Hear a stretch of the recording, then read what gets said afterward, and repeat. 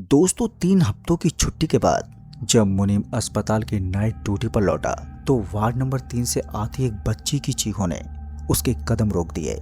दोस्तों bed number 7 पर पड़ी उस मासूम बच्ची की हालत देखकर मुनीम के होश उड़ गए, क्योंकि उसकी हथेलियों पर एक भी लकीर नहीं थी।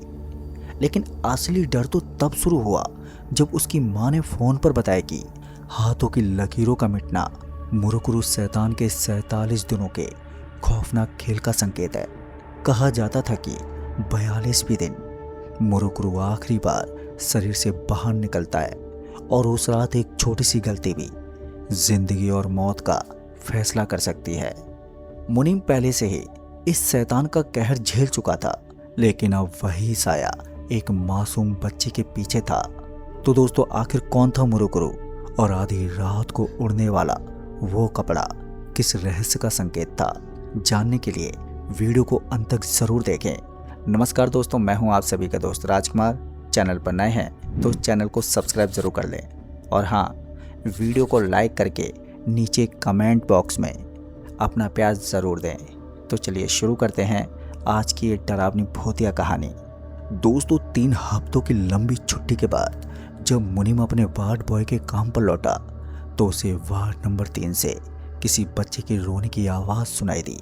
और जब मुनीम ने वार्ड के अंदर जाकर देखा तो पाया कि बेड नंबर 7 पर एक छोटी बच्ची बहुत जोर जोर से रो रही है। पर उसके रोने का तरीका सामान्य नहीं था।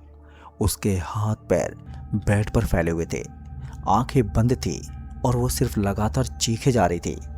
उस बच्ची को उस हालत में देखकर वार्ड बॉय मुनीम एकदम से सिंहर उठा। उसके हाथ पांव कपकपाने लगे और फिर कुछ सोचने के बाद धीरे से मुनीम उस बच्ची के करीब गया और फिर करीब से उस बच्ची के हाथों की हथेलियों को देखा। तो हथेलियों को देखते ही मुनीम वार्ड बॉय की आंखें चौड़ी हो गई। दोस्तों अभी मुनीम हैरानी भरी नजरों से उस बच्ची की हथेली की तरफ देख ही रहा था कि तभी डॉक्टर दास ने मुनीम को आवाज देते हुए कहा, अरे मुनीम, तुम यहाँ पर क्या कर रहे हो? तुम्हारी ड्यूटी तो वार्ड नंबर 8 में लगी है ना? डॉक्टर दास की आवाज़ सुनते ही वार्ड बॉय मुनीम उसी वक्त वार्ड नंबर 3 से निकलकर वार्ड नंबर 8 में आ गया। भले ही मुनीम अभी वार्ड नंबर 8 में था, पर उसका पूरा का पूरा ध्यान वार्ड नंबर 3 की उसी बच्ची की ओर था जो कि अभी भी रोए जा रही थी। वार्ड बॉय मुनीम को कुछ ऐसा पता चल गया था कि जिसकी वजह से उसे बहुत घबराहट हो रही थी और अपने इसी घबराहट को दूर करने के लिए उसने एक कॉल लगाया। ये कॉल किसी और को नहीं बल्कि अपनी माँ को लगाया था उसने। जैसे मुनीम की माँ ने वो फ़ोन उठाया तो वैसे ही मुनीम सवाल करते हुए बोला, अरे मम्मी, उस बच्ची की हथेलियों की तो सभी रेखाएं मिट चुकी हैं, अब क्या होगा उसके साथ? इस पर मुनीम की माँ ने जो फ़ोन पर थी उन्होंने कुछ देर की खामोशी के बाद जवाब देते हुए कहा, अगर हाथों की रेखाएं मिट चुकी हैं तो इसका मतलब है कि 47 दिनों में से 21 दिन बीत चुके हैं और अब उस बच्ची का रातों में रोना बंद हो जाएगा और अचानक से सब लोगों को लगेगा कि वो ठीक हो गई है। पर 32वें दिन वो बेहोश हो जाएगी और फिर ठीक 47वें दिन मुरुकुरु अपना आखिरी वार करेगा। अगर वो अपने आखिरी वार में सफल हो गया तो फिर वो बच्ची कभी नहीं उठेगी। दोस्तों अभी मुनीम और माँ की फ़ोन पर बात ही चल रही थी कि तभी डॉक्टर दास मुनीम को आवाज़ देते हुए बोले, अरे मुनीम, इमरजेंसी में एक पेशेंट आया है, जल्दी चलो। डॉक्टर दास के ये कहते ही मुनीम ने फौरन ही फ़ोन काटा और पेशेंट को देखने इमरजेंसी वार्ड में चला गया। फिर जब वार्ड बॉय मुनीम उस इमरजेंसी केस से फ्री हुआ तो तब तक सुबह हो चुकी थी और साथ ही उसकी नाइट शिफ्ट भी अब ख़त्म हो चुकी थी। पर मुनीम घर जाने के बजाय वो सीधा पहुंचा वार्ड नंबर 3 के 7 नंबर बेड के उस बच्ची के पास जिसे उसने रात में रोते हुए देखा था। पर जब वो वहां पर पहुंचा तो वार्ड बॉय मुनीम को ये पता चला कि उस बच्ची को डिस्चार्ज कर दिया गया है। अब ये जानने के बाद मुनीम ने उस बच्ची का पता लगाया तो उसने पाया कि उस बच्ची का नाम चंचल है और उसके पिताजी का नाम प्रशांत है। चूंकि अब मुनीम को नाम और पते के साथ साथ फ़ोन नंबर भी मिल चुका था।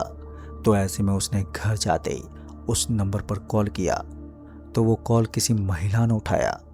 और जब मुनीम ने कहा कि मुझे प्रशांत जी से बात करनी है, मैं जिला अस्पताल से वार्ड बॉय मुनीम बात कर रहा हूँ, और जैसे मुनीम ने ये कहा कि वो जिला अस्पताल से बात कर रहा है, तो वैसे उस महिला ने कहा कि अभी तो वो बाहर सामान खरीदने गए हैं और जैसे ही वो वापस आएंगे तो मैं उनसे कह दूंगी तो वो कॉल कर लेंगे। और ये कहकर उस महिला ने फ़ोन रख दिया। वही मुनीम जो अस्पताल से आया था वो अब फ्रेश होकर के खाना पीना करके सो गया। फिर जब शाम को मुनीम अपनी नाइट शिफ्ट के लिए अस्पताल के लिए निकलने वाला था कि तभी प्रशांत का कॉल आ गया, यानी कि उस बच्ची के पिताजी का कॉल आ गया था। फिर जब मुनीम ने कॉल उठाया तो सामने से प्रशांत ने पूछा, जी कहिए मुनीम जी, क्या बात है, आपने कॉल किया था ना मुझे। फिर जब मुनीम ने प्रशांत को मुरुकुरु की बात बताई तो प्रशांत भड़क उठा और मुनीम पर बरसते हुए बोला, अरे पागल वागल हो क्या, तुम भला ऐसी दकियानूसी बातें कैसे कर सकते हो, तुम तो खुद अस्पताल में काम करते हो, तुम्हें अपनी सोच पर शर्म आनी चाहिए। और हाँ, तुम कान खोलकर मेरी बात सुन लो, दोबारा मुझे कॉल मत करना, नहीं तो मैं तुम्हारी कंप्लेंट तुम्हारे सीनियर से कर दूंगा। मुनीम जानता था कि प्रशांत को उसकी ये बात अभी समझ में नहीं आएगी, इसलिए मुनीम ने ये बोलकर फ़ोन काट दिया, अगर आपको कभी मेरी बात पर यकीन हो जाए तो बेझिझक कॉल कीजिएगा। अब फ़ोन रखने के बाद मुनीम अपने काम पर चला गया। बीच बीच में अपनी माँ से उस बच्ची के बारे में वो बात करता रहता, शायद उसे चिंता थी उस बच्ची की। और फिर ठीक 13 दिन के बाद प्रशांत का मुनीम के पास कॉल आया। मुनीम ने जैसे ही कॉल उठाया तो उधर से प्रशांत रोते बिलखते बोला, सर मेरी बच्ची को बचा लो, वो पिछले 3 दिन से बेहोश है और मैंने सभी अस्पताल में जाकर देख लिया, टेस्ट भी करवा लिए, लेकिन कोई फ़ायदा ही नहीं हुआ। प्रशांत को ऐसे रोता बिलखता देख मुनीम ने प्रशांत से कहा, देखो प्रशांत जी, हमारे पास एक आखिरी मौका अभी भी है, पर आपको हमारी हर बात माननी पड़ेगी और उसमें विश्वास भी रखना होगा, क्योंकि बिना विश्वास के कुछ नहीं होता है, ना सही ना गलत। मैं आपको कुछ देर बाद कॉल करता हूँ और बताता हूँ कि आखिर करना क्या है। प्रशांत से बात करने के बाद मुनीम ने अपनी माँ को फ़ोन लगाया और बताया कि माँ, उस बच्ची के पिताजी ने अभी कॉल किया था, उसकी बच्ची 3 दिन से बेहोश है और वो मदद मांग रहे थे, अब मैं क्या कहूँ उनसे। मुनीम की बात सुनने के बाद माँ ने कहा, तुम उन्हें कॉल करके बताओ कि उस बच्ची के जितने भी कपड़े हैं वो सब एक जगह इकट्ठा कर लें और एक भी कपड़ा ना छूटे, फिर मैं बताती हूँ कि आगे क्या करना है। अब माँ के ये कहते मुनीम ने दोबारा से प्रशांत को कॉल किया और बता दिया कि चंचल के जितने भी कपड़े हैं उन्हें एक जगह पर इकट्ठा कर ले, एक भी ना छूटे, चाहे वो पुराने हो या नए। मुनीम के ये कहते ही प्रशांत बिना कोई सवाल किए अपनी बेटी चंचल के सारे कपड़े इकट्ठा करने में जुट गया। वहीं दूसरी ओर मुनीम की मां जीवन काका के साथ प्रशांत के घर के लिए रवाना हो गई, ताकि प्रशांत को ये समझा सके कि मुरुकुरु शैतान आगे चंचल के साथ क्या करने वाला है। फिर अगले दिन देर रात मुनीम की मां जीवन काका के साथ मुनीम के कमरे पर पहुंची, जहां मुनीम की मां ने आते ही उसे प्रशांत के घर ले जाने को कहा। पर देर रात बिना बताए किसी के घर जाना मुनीम को ठीक नहीं लग रहा था, इसलिए मुनीम ने माँ और जीवन काका को समझाने की बहुत कोशिश की कि अभी जाना ठीक नहीं होगा, सुबह होते ही चलेंगे। पर मुनीम की ये बात ना तो मुनीम के काका जीवन को पसंद आई और ना ही मुनीम की माँ को। उन्होंने मुनीम की एक ना सुनी और उसी वक्त प्रशांत के घर चलने को बोला। मुनीम ना चाहते हुए भी मुनीम को अपने काका और माँ को लेकर प्रशांत के घर के लिए निकलना पड़ा। और जब मुनीम अपनी माँ और काका के साथ प्रशांत के घर पहुंचा तो उन्होंने पाया कि उस बच्चे की हालत बहुत ही ज़्यादा खराब हो गई है। बच्ची को देखने के बाद मुनीम की माँ ने प्रशांत को भरोसा दिलाते हुए कहा, मैं ये सब झेल चुकी हूँ, इसलिए मैं समझ सकती हूँ कि आप लोगों पर अभी अभी क्या बीत रही होगी। ये जो मेरा बेटा मुनीम है ना, आज आपके सामने जिंदा खड़ा है, इसकी भी ऐसी हालत हुई थी। दरअसल दोस्तों, मुनीम की माँ ने मुनीम के साथ घटी वो घटना बताई। उन्होंने आगे बताया कि मुझे आज भी याद है वो जेठ महीने की वो काली रात, जब मुनीम अचानक ही रोने लगा और पूरी रात वो रोता रहा। उस रात में और मुनीम के पिताजी मुनीम को लेकर अस्पताल से लेकर गांव के ओझा के पास गए, पर कहीं कोई आराम ही नहीं मिला। और जैसे ही सुबह की पहली किरण फूटी तो वैसे मुनीम अपने आप चुप हो गया और एक गहरी नींद में सो गया। मुनीम को शांत होता देख मुझे लगा कि अब सब कुछ ठीक हो गया है, पर मुझे क्या मालूम था कि वो तो बस शुरुआत भर थी। अभी दिन ढला ही था कि एक दफ़ा फिर मुनीम ने फिर से रोना शुरू कर दिया। उस रात भी हम मुनीम को लेकर अस्पताल दौड़े। डॉक्टर ने फिर से जांच की, पर कोई बीमारी पकड़ में ही नहीं आई, क्योंकि सभी रिपोर्टें नॉर्मल आ रही थी। जब डॉक्टर ने हाथ खड़े कर दिए तो हम एक दूसरे ओझा की शरण में चले गए, पर उन्होंने झाड़ फूक की, पर मुनीम का रोना बंद नहीं हुआ। पर जैसे ही सुबह हुई तो मुनीम फिर से चुप हो गया और एक गहरी नींद में फिर से सो गया। पर अब हम दोनों जाग गए थे, मतलब कि अब मुझे और मुनीम के पिताजी को एहसास हो गया था कि मुनीम किसी बड़े खतरे में है। अगर जल्दी उस खतरे को ढूंढकर ख़त्म नहीं किया गया तो अंजाम वही होगा जिसके बारे में कोई माँ सोचना तक नहीं चाहेगी। लिहाजा हम दोनों मियाँ बीवी मुनीम को लेकर हर उस जगह लेकर जाने लगे जहाँ से हमें लगता था कि कुछ हो जाएगा। पर दिन यूं ही उम्मीदों के साए में गुजरते रहे, पर कुछ भी हासिल नहीं हुआ। और जब हम दोनों हर तरफ से टूटकर बैठ गए तो अचानक ही मुनीम अपने आप ही ठीक हो गया। हमें लगा कि ऊपर वाले ने आखिरकार हमारी पुकार सुन ली है। और जब लगने लगा कि मुनीम बिल्कुल ठीक हो चुका है, कि उसी रात जब हम चैन की नींद में डूबे हुए थे कि तभी दरवाजे पर दस्तक हुई। और फिर जब मुनीम के पिताजी ने दरवाज़ा खोला तो सामने गुंजन नजर आई और गुंजन को देखते ही कहा, अरे सुनती हो मुनीम की माँ, वसुधा को फिर से उस चुड़ैल ने पकड़ लिया है। जाओ एक लोटा पानी ला के गुंजन को दे दो। दरअसल वसुधा को अक्सर एक चुड़ैल पकड़ लेती थी और वो तभी वसुधा को छोड़ती थी जब तक कि वो 7 घरों का पानी नहीं पी लेती थी। इसलिए गुंजन उस वक्त पानी लेने आई थी। खैर गुंजन पानी लेकर उस वक्त तो चली गई, पर कुछ देर के बाद वो फिर से वापस लौट आई और आते ही वो बोली, मुनीम मरने वाला है। गुंजन के ये कहते ही मुनीम के पापा और मैं गुस्से से तिलमिला उठे और गुंजन पर भड़कते बोले, ये क्या तू इतनी रात को ऐसी बातें कर रही है। अभी हम दोनों के मुंह से आग बरस ही रही थी कि तभी गुंजन ने कहा, ये मैं नहीं कह रही, ये तो उस चुड़ैल ने बोला है। गुंजन ने जैसे ये कहा कि ये बात उस चुड़ैल ने कही है जो वसुधा पर हावी थी। अब ये सुनकर हम दोनों के होश उड़ गए।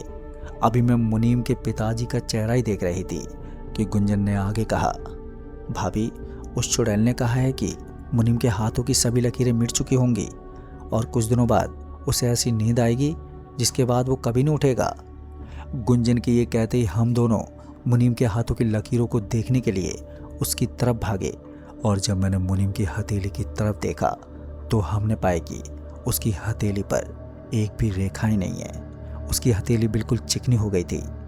मुनीम की बिना रेखाओं वाली चिकनी पड़ी हथेलियों को देखकर हम दोनों को एक बार फिर चिंताओं के काले बादलों ने घेर लिया। चूंकि हम पहले ही कई ओझा तांत्रिक बाबा से मिल चुके थे, सबका यही कहना था कि मुनीम बिल्कुल ठीक है। पर ऐसे में वो जो कह रही है अगर वो सच है तो फिर मेरे बच्चे मुनीम को कौन बचाएगा। अभी हम दोनों इसी चिंता में डूबे हुए थे कि गुंजन ने कहा, चलो उस चुड़ैल से ही पूछ लेते हैं कि मुनीम को कैसे बचा सकते हैं। यूँ तो गुंजन की बातें बहुत अजीब थी, क्योंकि भला जो खुद इंसानों की जान लेती हो वो भला किसी की जान क्यों बचाएगी। पर यह भी सच था कि उस वक्त हमारे पास कोई दूसरा रास्ता भी नहीं था। तो ऐसे में हम दोनों ने गुंजन की बात को अनदेखा नहीं किया और फौरन ही गुंजन के साथ वसुधा के घर के लिए निकल गए। हम वसुधा के घर पहुंचे तब तक वसुधा नॉर्मल हो चुकी थी, मतलब कि वो चुड़ैल 7 घरों का पानी पीकर जा चुकी थी। ऐसे में हमारी चिंता जो कि तो बनी रही। पर वसुधा ने जब हमारी ओर देखते हुए कहा कि मुनीम मुरुकुरु शैतान के साए का शिकार हो गया है। वसुधा के ये कहते ही मुझे लगा कि अगर उसे ये पता है तो उसे बचाव का उपाय भी पता होगा। पर वसुधा को सिर्फ उस शैतान का नाम ही पता था जो मुनीम पर हावी था। जिंदगी में पहली बार भगवान से ये दुआएं कर रहे थे कि वसुधा को वो चुड़ैल फिर से जल्दी से पकड़ ले, ताकि हम उससे पूछ सकें कि मुनीम की जान कैसे बचा सकें। वहीं वसुधा भी यही चाहती थी, इसलिए वो रोज रात को अपने बालों को खुला करके और इत्र लगाकर रास्तों पर भटकती। पर पता नहीं क्यों वो चुड़ैल अब दोबारा से वसुधा पर हावी नहीं हो रही थी। समय भी यूं ही गुजरता रहा और एक रात अचानक ही मुनीम ऐसी नींद में सो गया कि वो उठा ही नहीं। साथ ही मुनीम की सेहत तेजी से गिरती जा रही थी। उसकी नब्ज धीमी पड़ चुकी थी। डॉक्टरों का कहना था कि मुनीम के पास अब ज़्यादा वक्त नहीं बचा है। मुनीम की बदतर हालत मुझसे देखी नहीं जा रही थी, पर हम कुछ कर भी नहीं सकते थे। मैं बेबस लाचार अपने बच्चे को मरते हुए देख रही थी और जब लगा मुनीम जाने ही वाला है कि तभी गुंजन भागते हुए आई और बोली, चुड़ैल आ गई है, चुड़ैल आ गई है। ये सुनते ही मैं मुनीम को अपने गोद में उठाकर सीधे वसुधा के घर भागी और जैसे ही मैंने अपने बच्चे को वसुधा के सामने रखा तो वैसे ही वसुधा, जिस पर उस वक्त चुड़ैल हावी थी, बड़ी अजीब आवाज में बोली, अरे ये तो मरने वाला है, मुरुकुरु शैतान से कोई नहीं बचा आज तक। उसके ये बोलते ही मैं हाथ जोड़ते हुए बोली, मेरा एक ही बेटा है, कैसे भी करके इसे बचा लो। तुम्हें मेरे घर के पानी का वास्ता है जिसे तुमने पिया है। मेरे इतना कहते ही वो बोली, अरे तू तो बड़ी चालाक है रही, पानी के बदले जान की भीख मांग रही है। खैर कोई नहीं, जब मांग ही लिया है तो सुन, कल 42वां दिन पूरा होने वाला है। मुरुकुरु आखिरी बार तेरे बेटे के शरीर से बाहर निकलेगा और वही आखिरी बार मौका है तेरे पास उससे अपने बेटे को बचाने का। उस वक्त मुझे उस चुड़ैल की बात कुछ सही से समझ में नहीं आई, इसलिए मैंने दोबारा से पूछ ही लिया। मैं कुछ समझी नहीं, क्या करना होगा मुझको? मेरे ये सवाल करते उस चुड़ैल ने कहा, जितने भी तेरे बच्चे के कपड़े हैं उन सब कपड़ों को एक जगह पर इकट्ठा कर ले और एक आग की मसाल जलाकर वहीं पर बैठ जा और जैसे उन कपड़ों में से कोई भी कपड़ा हवा में उड़े तो उसे फौरन ही पकड़कर जला देना। और हाँ, अगर तू उस कपड़े को जला नहीं पाई तो वो कपड़ा जैसे ज़मीन पर गिरेगा तो वैसे ही वो ज़मीन उस कपड़े को निगलना शुरू कर देगी और जैसे जैसे ज़मीन वो कपड़ा खाती जाएगी तो वैसे वैसे तेरा बच्चा दम तोड़ता जाएगा। और एक बार ज़मीन ने तेरे बच्चे को वो कपड़ा निगल लिया तो वैसे ही तेरा बच्चा मर जाएगा। इतना बोलते ही वो चुड़ैल वसुधा के शरीर से चली गई।